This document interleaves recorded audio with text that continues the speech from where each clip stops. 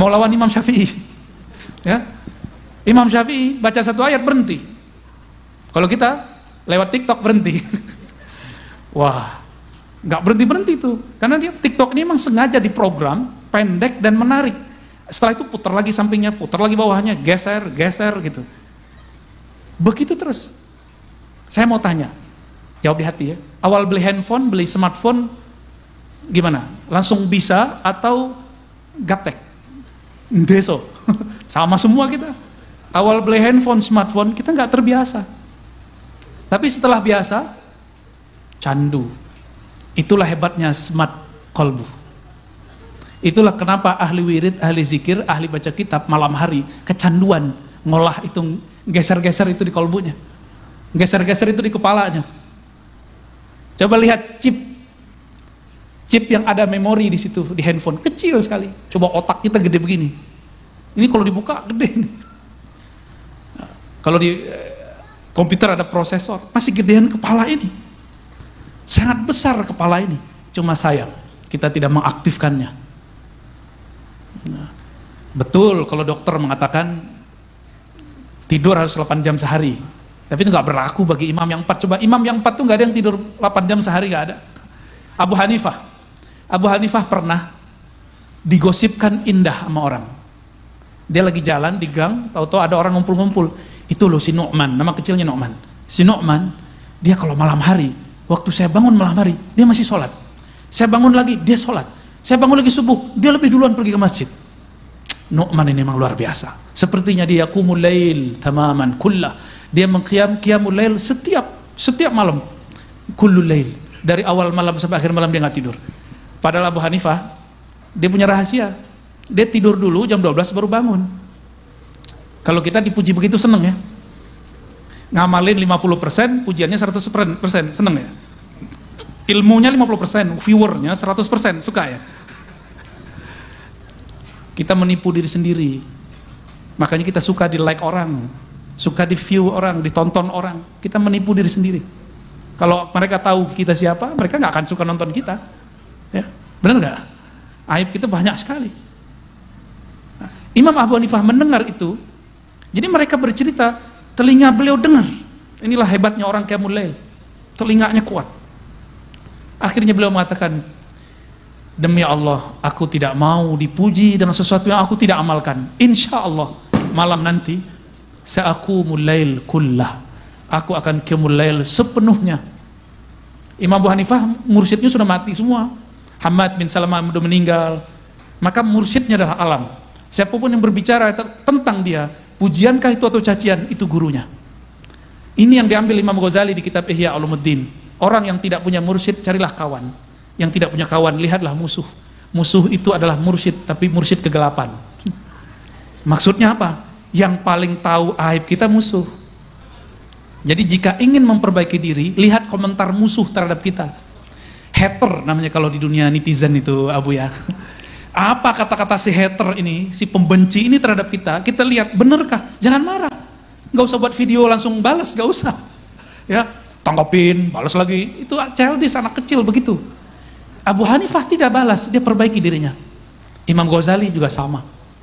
Ketika ada orang memujinya, dia lihat, oh aku tidak pantas dipuji seperti itu. Maka itu seakan-akan dia mengatakan, yang mengizinkan orang itu memujiku siapa? Allah. Sebenarnya Allah sedang menyuruhku qiyamul lail setiap malam, sepenuh malam. Ketika ada orang mencaci maki dia, apa kata dia? Hamad bin Zaid yang mengatakan Imam Abu Hanifah ini mubtadi'. Oh, Abu Hanifah, imam besar, disebut ahli bid'ah. Ketika meninggal disebut najis. Najasatul ard. Ada di kitab-kitab semua, di kitab Ibnu Nu'aim, di kitab Zahabi, lengkap itu. Sekelas Abu Hanifah, qiyamul lail setiap malam. Kullul lail, ya, sepenuh malam. Itu dikatai najis oleh Imam Hamad bin Zaid. Tapi beliau nggak marah. Saya nggak pernah mendapat satu riwayat Abu Hanifah menjawab kalam Hamad bin Zaid. Nah, ini pelajaran besar buat kita. Kalau ada orang mengkontroversikan kita nggak perlu balas kontroversi itu. Ya, kita jawab dengan cara yang positif. Ya, kita ngaji-ngaji aja. Ya. Terutama kepada adinda para mahasantri ya. Nih kiai-kiai kita ini nggak usah disuruh bawa handphone untuk ngerekam dirinya. kalian kalau mau terkenal bikin dulu kiainya terkenal ya. Jadi kalau ngajar minta izin, Pak Kiai izin dong mau melive-kan. Tapi profesional dikit, pakai mic lah ya, modal dikit lah. Videonya ada, muridnya gerak-gerak, suaranya nggak jelas, ya sama aja bohong. Jangan biarkan kiai kita mau khutbah dia ngerekam-rekam dirinya sendiri, kan memalukan. Khidmat, kalau mau khidmat begitu caranya. Nah, kembali ke yang tadi. Jadi ini ngambil dari inna anzalnahu fi lailatul qadar. Ya. Maka kebangkitan spiritual dan intelektual itu tidak lepas dari malam. Ya. Saya dulu ngaji Ihya itu malam hari. Ngaji Hikam dulu pernah malam hari. Sebelum ketemu kitab-kitab yang lain, ketemunya kitab Ihya, Hikam, I'an-Tolibin. Jadi itu kitab pertama yang saya pelajari. Kayaknya terlalu cepet ya. Seharusnya kan kitab kecil dulu ya. Risalah Muawanah gitu ya. Al-Bidayah wan Nihayah, Bidayatul Hidayah. Seharusnya itu. Tapi guru saya maunya ngaji kitab yang berat. Maka kita kemudian ketika mulai remaja harus mencari asasnya lebih kuat supaya tidak melenceng dari apa yang kita sebut akidah Ahlussunnah wal Jamaah ya. Jadi ini inna anzalnahu fi lailatul qadar. Allah menurunkan Al-Quran, menurunkan Alkitab, menurunkan ilmu. Jika kepada Rasulullah itu dari atas ke bawah, Rasulullah pun menjadikan dirinya di bawah. Maka kita harus merendah kepada pewaris-pewaris para nabi. Insya Allah ilmunya langsung masuk. Dan tidak banyak orang-orang yang memahami ini, sehingga memang banyak santri, tapi sedikit sekali yang jadi pewaris. Itu saya heran. Ini pesantren banyak sekali. Ini santri kita berapa di sini ya Bu ya? 1000 ya? Yang mondok 1000, belum lagi yang lain. Tapi kenapa nggak semuanya jadi ulama? Nggak apa-apa, nggak usah khawatir ya. Ulama itu kan nggak mesti ngajar kitab toh. Seandainya nanti ada yang jadi engineer, tapi jiwanya jiwa ulama, itu juga bagus. Ya, mau jadi polisi, kamu jadi tentara, kamu jadi presiden, mau jadi politisi, seperti Abuya kan pernah jadi politisi kan? Ya, dan berhasil lagi 2 periode Abuya ya. Itu tanda bahwa santri nggak melulu baca kitab, harus mengerti kita sebut map politik. Berpolitik kalau nggak ngaji kitab nggak akan beres, nggak akan beres. Saya mau ngambil bagian ini, yang bagian terakhir sebelum kita diskusi, ya. Yang tadi muqaddimah, yang ini muqaddimahnya muqaddimah. Ada satu kitab, mohon para kiai cari kitabnya dan PDF-nya sudah ada, Al-Ghiyathi, karya Imam Al-Juwaini, Syekhu A'immatina, guru dari imam-imam kita. Imam kita yang bernama Ghazali, Abu Hamid Al-Ghazali qaddasallahu sirrahu, futuh usul fiqh dan fiqihnya, mantiknya lewat Imam Al-Juwaini. Beliau ini, Al-Juwaini, bukan orang Arab murni. Beliau tinggalnya di Persia, satu kota yang maju namanya Naisapur, kampungnya Imam Muslim. Imam Al-Juwaini pergi haji, tapi di mana dia berdiri, di mana dia duduk, di situ ada orang yang ingin ngaji kepadanya. Di zaman dulu kalau haji minimal 6 bulan sampai 1 tahun sakan ya, yamkus fi Makkah atau fi Madinah, fil Madinah. Makanya sampai hari ini di Mekah itu kalau nyari orang Indonesia pasti inisial depannya M, Madura. Ya, mau cari mutawif Madura, mau cari majelis Madura. Majelisnya Rusaifah, Syekh Ismail Zain, Habib Fulan, Syekh Yasin Al-Fadhi, semuanya majelis ada orang Madura. Saya juga bingung nih ya. Kenapa orang Padang udah gak ada lagi nih? Madura semua. Masya Allah. Itu tempat orang Madura dulu berkeliaran di Mekah. Dulu Imam Juwaini pernah di sana. Imam Juwaini duduk di sana, tinggal mujawir di Makkah nisf sana, ya, setengah tahun beliau tinggal di Mekah. Tapi dalam waktu setengah tahun dia pindah Mekah, Madinah, 3 bulan. Di mana dia duduk di situ majelis berdiri. Maka disebutlah Syekhul Haramain, Imamul Haramain. Dan dia punya satu kitab hadiah untuk kita di masa ini. Apa kata beliau? Nas ya, Al-Ghiyas itu kalau saya petakan, beliau berbicara tentang nas, teks keagamaan.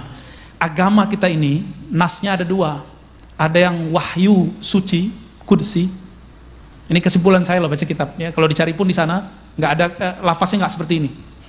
Ada yang kedua ijtihadi. Satu wahyu, kudsi, kudus, suci. Itu yang anzalah, yang turun, anzalna. Ada yang ijtihadi. Jika ini babnya tajalli turun dari Allah, kalau ini taraqi dari hamba kepada Allah. Ini ijtihad. Yang suci inilah yang melahirkan yang kita sebut syariat. Syariat. Jadi qudsi itu yang disebut syariat. Di dalamnya ada Al-Quran, ada sunnah yang mutawatir. Sunnah yang tidak mutawatir tidak suci, karena masih bisa dikritik rawinya, matannya. Tapi sunnah mutawatir kal Quran, ya, la yuntaqat alaih, tidak bisa dikritisi, qat'i. Dia qat'i dan dia tidak banyak. Tapi sunnah yang di bawah mutawatir, ini masih bisa dikritisi, baik matannya, baik rawinya, baik itu kemudian asbabul wurudnya, itu bisa dikritisi. Ini yang suci ini tidak boleh diganggu gugat sama sekali. Ya.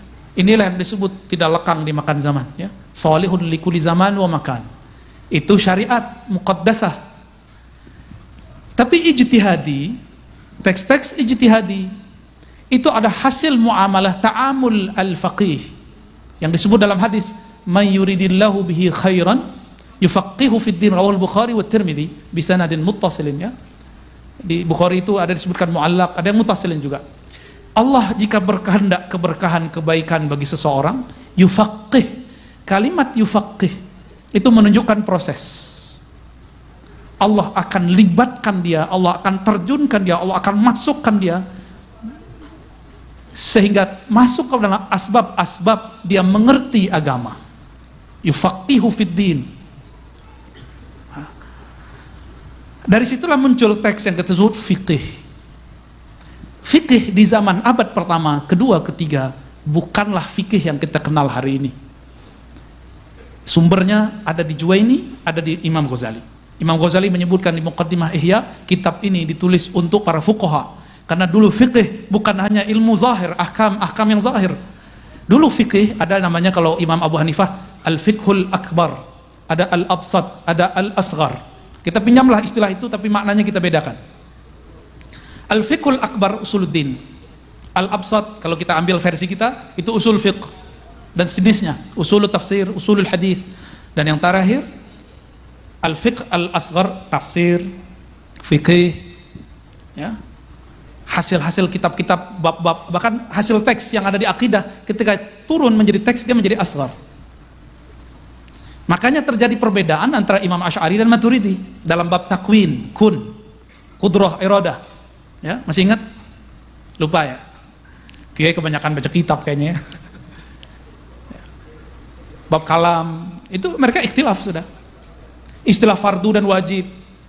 Nah, jadi fikih, ada fikih yang akbar, ada yang medium, ada yang kecil, asghar.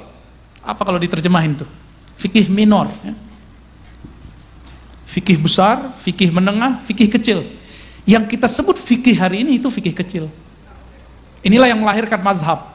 Dan mujtahid, ada ratusan mujtahid dalam sejarah Islam, namun yang bertahan wa malillahi baqiyah, yang bertahan yang karena memang mereka dulu muttasil billah, usul kepada Allah, tidak hanya murni ra'yu. Jadi kalaupun Abu Hanifah dituduh ra'yu, enggak. Serokyu-rokyu yang Abu Hanifah masih ada unsur-unsur laduninya. Nah, inilah yang dikatakan oleh imam kita. Nah, ini diungkap oleh Ibnu Arabi, apa kata beliau? Wahyu tasyri'iyah inqata'at. Wahyu syariat putus, udah enggak ada lagi. La nabiyya ba'di, enggak ada nabi setelah Nabi Muhammad sallallahu alaihi wasallam. Maka la taghayyur fi syariah. Tidak ada perubahan dalam syariat. Tapi yang kedua, la tanqati' wahyun nubuwah, la yanqati' wahyun nubuwah.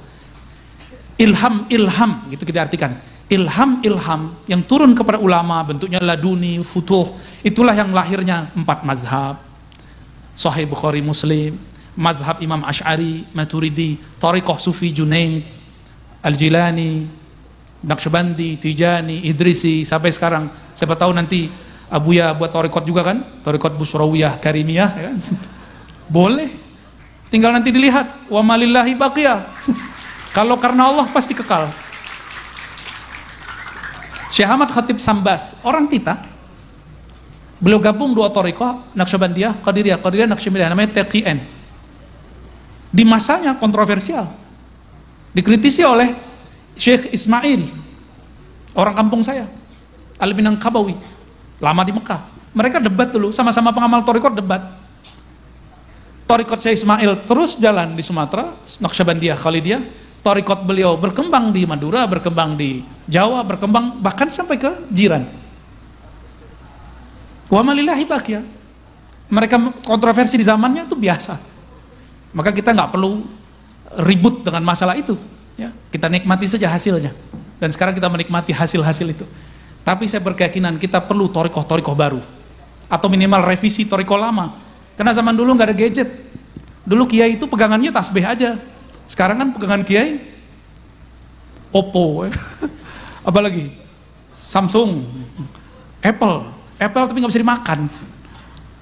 Pegangan kiai sudah lain hari ini. Anak-anak muda santri sama. Maka perlu ada tajdid dalam thariqah, tapi tidak ada tajdid fi syariah. Thariqah boleh berubah, tapi syariat tidak boleh berubah. Ini usul-usul yang usul pokok-pokok yang kemudian kita sepakati sebenarnya. Nah, karena ada orang-orang yang dapat ilham ini, inilah yang merubah negeri ini. Jadi hemat saya, perubahan itu bukan karena kecerdasan ini. Sejarah mencatat Sokrates kalau orang kita baca, Sokrates itu guru dari Aflatun, Plato, kakek guru dari Aristoteles, itu maha guru filsafat, mati bunuh diri, minum racun. Karena dia memikirkan kota kecil bernama Athena birra'yihi. Dia nggak usul kepada Allah. Itu bunuh diri dia. Muridnya paham, Aflatun, Plato. Maka Plato ini termasuk yang sudah mulai sadar. Tapi dia menjadi kemudian seorang spiritualis. Maka filsafat-filsafat dia dituduh sebagai sumber filsafat falsafi, sufi falsafi. Itu keliru, nggak benar. Ya. Muridnya muncul lagi Aristoteles, tetap gagal. Hanya berhasil di buku, tidak pernah berhasil di dunia nyata.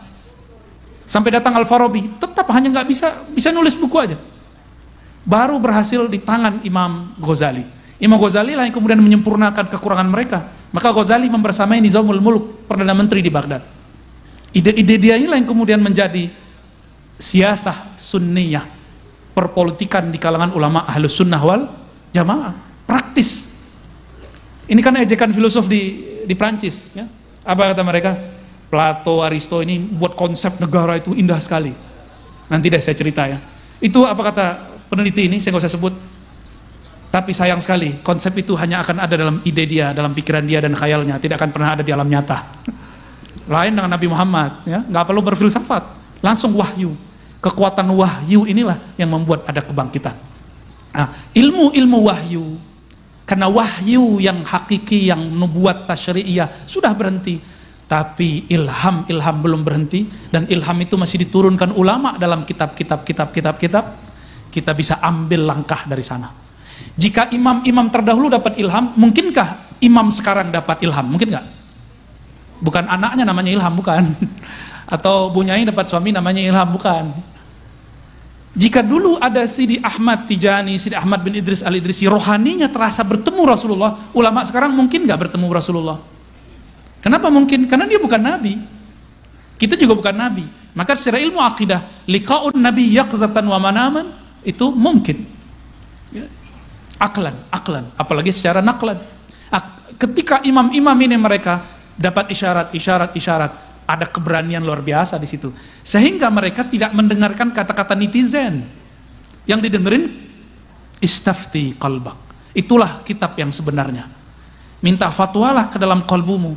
Disitulah turun ilmu-ilmu yang sebenarnya. Tapi asbabnya mesti ada ngaji kitab supaya nanti bukan halu, bukan was-was syaitani. Ya.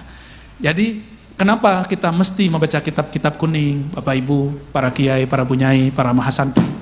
Karena Allah menitipkan rahasia-rahasia ilmunya di dada ulama, dan ulama menerjemahkannya di dalam kitab.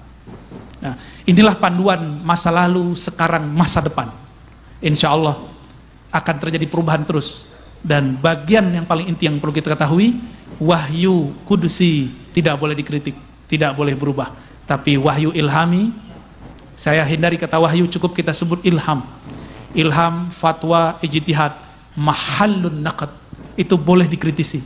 Justru disitulah kita kemudian bertemu taqaddumul ummah wa tamaddunnya, kemajuan umat, insya Allah. Barangkali itu yang dapat saya sampaikan. Wallahu a'lam.